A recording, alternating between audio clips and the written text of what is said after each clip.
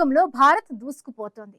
AI ప్రభావంపై అంతర్జాతీయ శిఖరాగ్ర సదస్సుకు భారత్ ఆతిథ్యం ఇస్తున్న వేళ ఏఐ దుర్వినియోగాన్ని కట్టడి చేసే కొత్త నియామకాలు అమల్లోకి తీసుకువస్తూ ఉండడం కీలక పరిణామంగా చెప్పవచ్చు.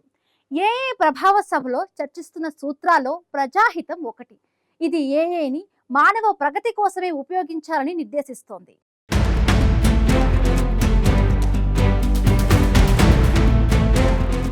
ఆర్టిఫిషియల్ ఇంటెలిజెన్స్ రంగంలో భారత్ దూసుకుపోతుంది.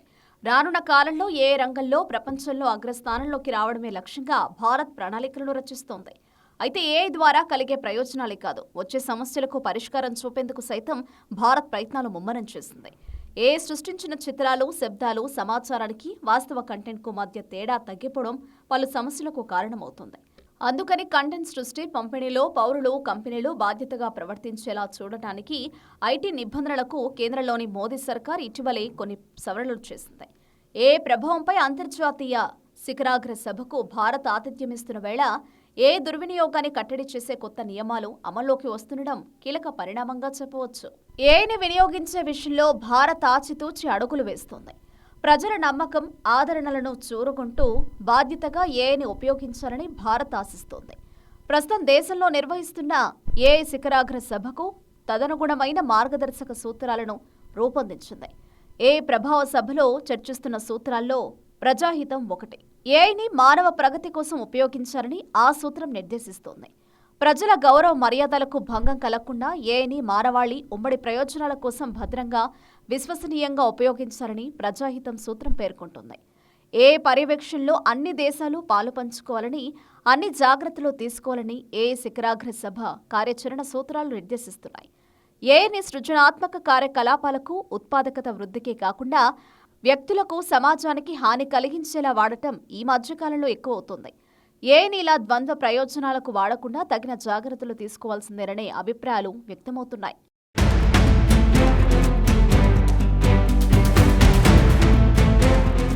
ఏఐ వల్ల లాభ నష్టాలనేవి వినియోగించే సందర్భంపై ఆధారపడి ఉంటాయి.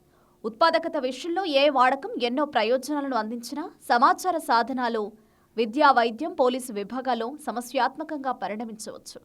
ఏఐని ఆధునిక సాధనంగా ఉపయోగిస్తూనే పౌరుల హక్కులకు భంగం కలగని రీతిలో దాన్ని వినియోగించడానికి భారత ప్రభుత్వం నిబంధనలను తీసుకొస్తోంది. నకిలీలు, అసలైన వాటి మధ్య తేడాను గుర్తుపట్టలేనంతగా ఏఐతో కృత్రిమంగా తయారు చేసిన కంటెంట్, డీప్ ఫేక్ ఆడియో, వీడియోలు ప్రస్తుతం విరివిగా పంపిణీ అవుతున్నాయి.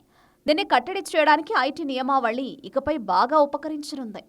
2021 నాటి నిబంధనలకు తగిన సవరణలు చేసి అమలులోకి తెస్తున్న ఈ ఐటీ నియమావళి కృత్రిమంగా ఉత్పన్నం చేసిన సమాచారం అంటే ఏంటో స్పష్టంగా నిర్వచించింది.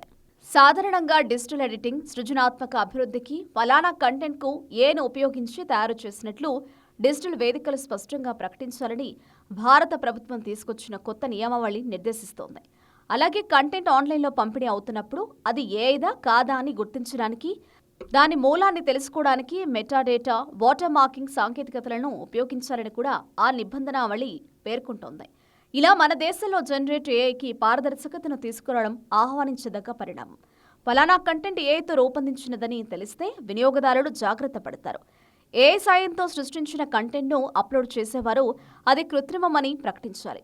డిజిటల్ వేదికలు తాము పంపిణీ చేయబోయే కంటెంట్ అసలుదా, నకిలీదా అనేది తనిఖీ చేసుకుని ఆ సంగతిని బహిరంగంగా ప్రకటించాలి. ఇలా వ్యక్తులు, సంస్థలు జవాబుదారీతనంతో వ్యవహరించాల్సిన తరుణం ఆసన్నమైంది.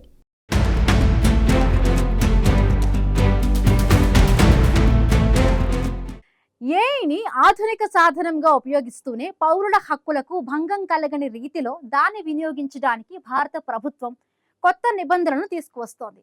సాధారణ డిజిటల్ ఎడిటింగ్, సృజనాత్మకతకు, ఫలానా కంటెంట్కు ఏఐని ఉపయోగించి తయారు చేసినట్లు డిజిటల్ వేదికలు స్పష్టంగా ప్రకటించాలని భారత ప్రభుత్వం తీసుకువచ్చిన కొత్త నియమావళి నిర్దేశిస్తోంది. నువ్వేమో చెప్పాలనుకుంటున్నావా? చెప్పేసే.